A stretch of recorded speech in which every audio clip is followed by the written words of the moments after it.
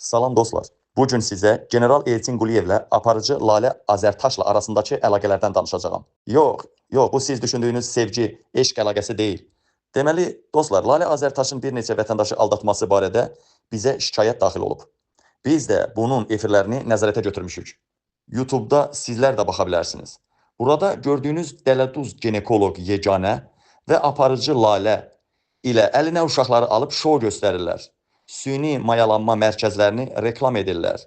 Amma burada ünvan demirlər. Və nə aşkarlasaq yaxşıdır. Gördüyünüz bu kadrlarda nə yazılıb? Yazılıb ki, DSX, Dövlət Sərhəd Xidməti. Onun yanında DSX logosu. DSX-nın rəhbəri kimdir? General Elçin Quliyev.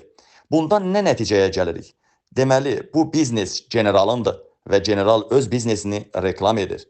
General xidmətin başını buraxıb hər ay İlham Əliyevə məruzə edir ki, cənab prezident, bu ay 5 nəfəri doğuzdurdum, 10 nəfəri mayaladım, 5 nəfərin mamışını ağartdım. Bax, belə generalın başı qarışıb biznesə.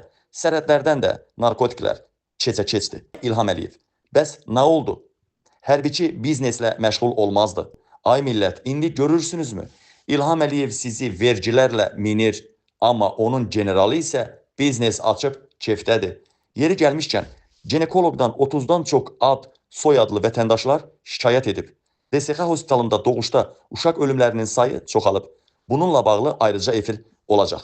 İndi isə generalın biznesinin şərəfinə Mehriban mahnısı sifariş verib sizlərlə sağollaşıram. Mehribanım mehriban, dur oyna, gel oyna.